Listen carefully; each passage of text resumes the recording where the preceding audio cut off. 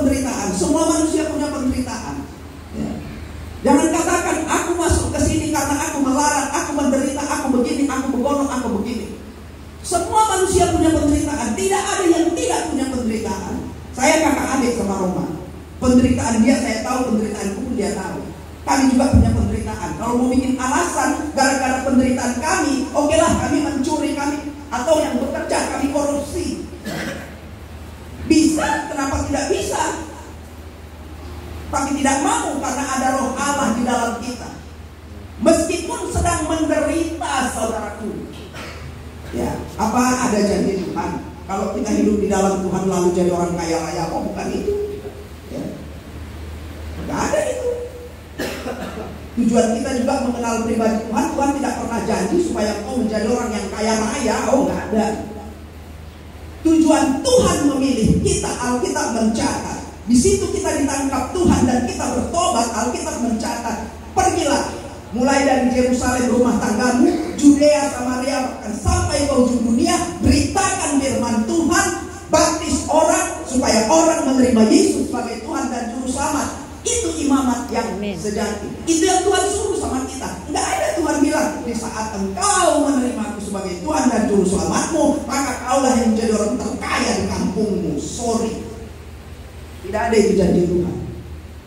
Nah ini dia ayat 28-29. Tuhan sudah mencurahkan rohnya kepada kita, tapi kita mematikan roh Allah yang ada pada kita. Kami berdua berjuang menghidupkan terus roh Allah di dalam hidup kami. Dan bapak-bapak tidak ada yang terlambat.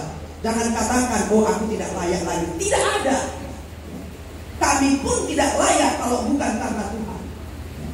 Tidak ada yang benar kata firman Tuhan. Satu pun tidak ada lagi. Jadi tak usah minder bapak-bapak. Saya pun kalau mau mengandalkan kekuatan saya, nggak bisa saya masuk surga. Nggak bisa. Baca Alkitab tiap hari. Apa tidak ada dalam pikiran yang salah? Ada. Ya.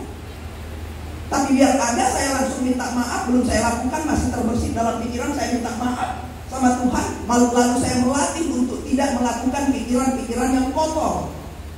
Maka saya percaya kapanpun saya mati, saya pasti masuk surga. Mau saat ini pun saya mati, nggak ada persoalan. Bahkan saya bangga kalau saya mati dalam melayani. Saya pasti masuk surga. Nah ini dia.